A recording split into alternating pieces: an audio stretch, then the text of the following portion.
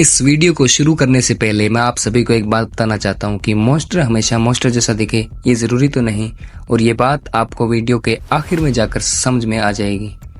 शुरुआती 1974 के दिनों में नॉर्थ अमेरिका के स्टेट वॉशिंगटन में अचानक से लड़कियां गायब होने लग जाती हैं, जिनका नंबर बस बढ़ता ही जा रहा था और वहां की लोकल पुलिस को कुछ भी समझ में नहीं आ रहा था कि ये कौन और कैसे कर रहा है। और तभी आता है 14 जुलाई का वो दिन जब वॉशिंगटन के एक स्टेट पार्क जिसका नाम था लेक्स मैमी स्टेट पार्क, जो जवान लोगों के लिए मैग्नेट के जैसा था, जहां लोग अपने हॉलिडे एंजॉय कर रहे थे, कि तभी दो लड़कियां जेनिस और डेनिस के गायब होने की खबर पूरे स्टेट पार्क में फैल जाती है। जल्द ही पुलिस इन्वेस्टिगेशन शुरू हो जाती है तो वहां पर आए हुए लोग बताते हैं कि वहां एक आदमी आया था जिसका एक हाथ फ्रैक्चर था और जो अपना नाम टेड बताकर स्टेट पार्क में आई हुई लड़कियों को अपनी कार से बोट अलग करवाने के लिए अप्रोच कर रहा था। लेकिन वो अप्रोच सिर्फ और सिर्फ लड़कियों को कर रहा था और उसकी कार के साथ कोई बोट नहीं जुड़ी हुई थी, मतलब वो वही था। पुलिस उसे ढूंढने के लिए सर्चिंग शुरू कर देती है, लेकिन तब तक बहुत देर हो चुकी थी। टेड वहाँ से भाग चुका था। पुलिस के हाथ लगता है तो उसका स्केच और ये कि वो एक वोल्क्सवैगन बीटल चलाता है, इस जानकारी को वॉशिंगटन के अखबारों में पब्लिश कर दिया जाता है, जिससे कि ये स्केच पूरे वॉशिंगटन में फैल जाता है। इस घटना के बाद किडनैपिंग के केस आना बंद हो जाते हैं, जैसे कि वो वहाँ से चला गया हो। कि तभी वॉशिंगटन से लगभग 1200 किलोमीटर दूर यूटा में जवान कॉलेज गर्ल्स गायब होने लग जाती हैं, जो कि वॉशिंगटन के केस जैसा लग रहा था। कि तभी यूटा में एक केस सामने आता है जो था कैरल डिरोज का केस, जो कि सब कुछ बदलने वाला था। 8 नवंबर की रात को एक मॉल के सामने कैरल के पास एक आदमी आता है जो उससे कहता है कि उसकी गाड़ी को किसी ने चोरी करने की कोशिश की है। अपने आप को एक पुलिस ऑफिसर बताकर वो कैरल को अपने साथ चलने के लिए कन्विंस कर लेता है। तो कैरल उसके साथ जाते हुए पाती है कि वो उसे पुलिस स्टेशन ले जाने के बजाय एक सुनसान जगह पर ले जा रहा था। तभी कैरल कार रुकवाने के लिए चिल्लाने लगती है, तो गाड़ी रोकने के बजाय वो उसे हथकड़ी लगाकर कहता है कि अगर तुम दोबारा चिल्लाई तो तुम्हारे दिमाग में गोली मारकर सारा दिमाग बाहर निकाल दूंगा। तब तक कैरल बहुत ज़्यादा डर गई थी। तभी वो पाती है कि हड़बड़ी में लगाई हुई हथकड़ी सिर्फ उसके एक हाथ पे लगी थी, जिसका फ़ायदा उठाकर वो कार से कूद जाती है और खुद को उस हैवान से बचा लेती है। कुछ महीनों के बाद यूटा में एक आदमी को अरेस्ट किया जाता है जो कि एक ऐसी कार चला रहा था जिसकी आगे वाली सीट ही गायब थी, और उसके पास कुछ ऐसी चीज़ें मिलती हैं जो उसके मुजरिम होने की वजह बन रही थी। और पुलिस पाती है कि वो चीज़ें उसे जोड़ रही थी कैरल के साथ, जैसे कि वो कार जिसके आगे वाली सीट गायब थी।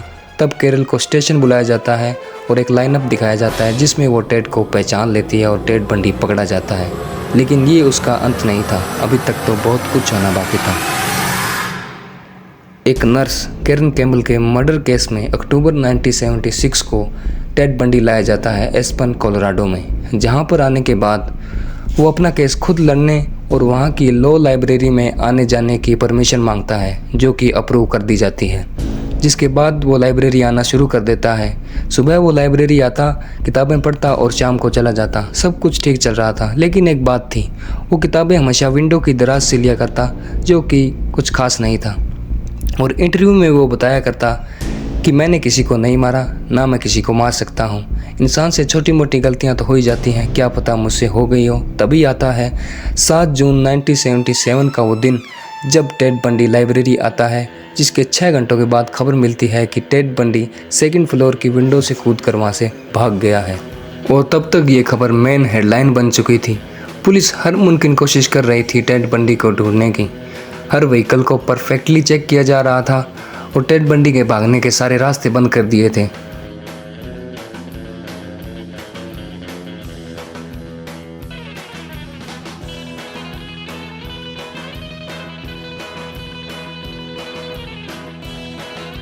टेड बंडी के भागने के 6 दिनों के बाद ही टेड बंडी खुशकिस्मती से पकड़ा जाता है, जिसके बाद उसे भेज दिया जाता है एस्पन की एक दूसरी जेल में।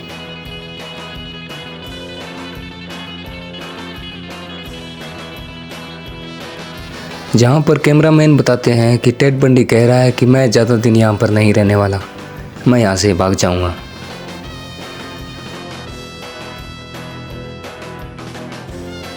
और वही होता है। 30 दिसंबर को टेड बंडी उस जेल से दोबारा भाग जाता है।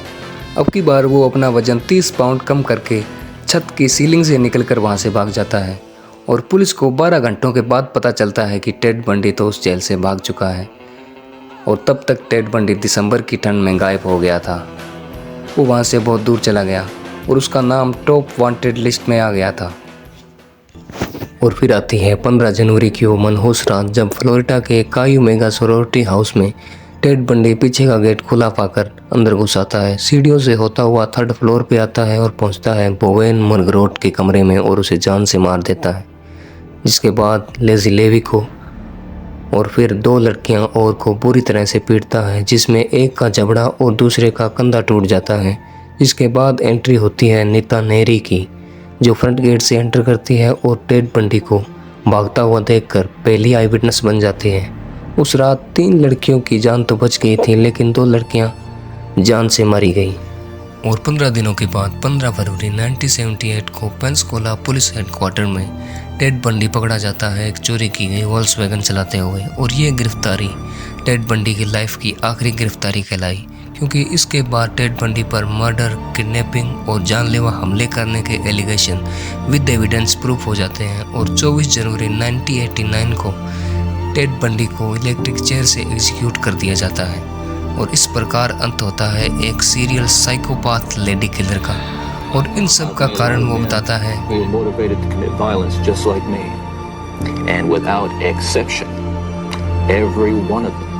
was deeply involved in pornography, without question, without exception, deeply influenced and consumed by an addiction to pornography. There's no question about it. The FBI's own study on serial homicide shows that the most common interest among serial killers is pornography. And that's true. And it's real. It's true. The person to blame is sitting right across from you. That's the only person. Not parents, not society, not pornography. I mean, those are just excuses. What do you think about what he said about pornography? Pornography? I've been looking at it all my life and it hasn't affected me anything.